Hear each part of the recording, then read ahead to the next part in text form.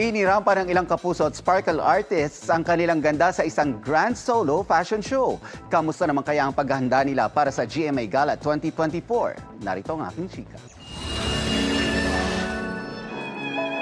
Full of confidence and allure na rumampa ang nagagandahang Sparkle GMA Artist Center Beauties sa grandest solo fashion show ni Filipino International Fashion Designer Leo Almodal.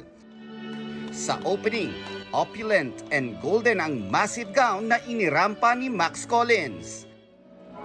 Elegant naman si Miss Universe Philippines 2019 at Sparkle Beauty Queen Gazini Ganados.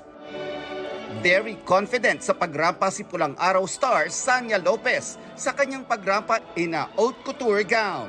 I actually feel nervous kanina pero nung nandito na ako mismo sa runway, I feel so happy and grateful na, alam mo yon, nakasuot ako ng isang sobrang ganda at magarbong creation. Si Herlene Budol, twice nag-flex ng sparkly gown.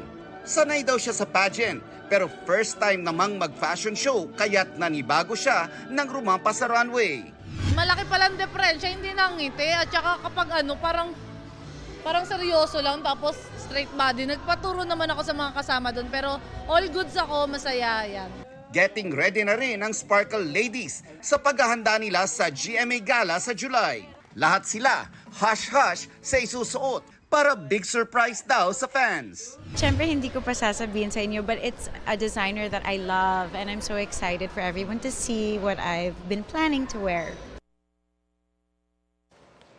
Mga kapuso, maging updated sa showbiz happenings anumang oras. Mag-subscribe sa GMA Integrated News sa YouTube. At para sa mga kapuso abroad, bisitahin ang GMA Pinoy TV at www.gmanews.tv.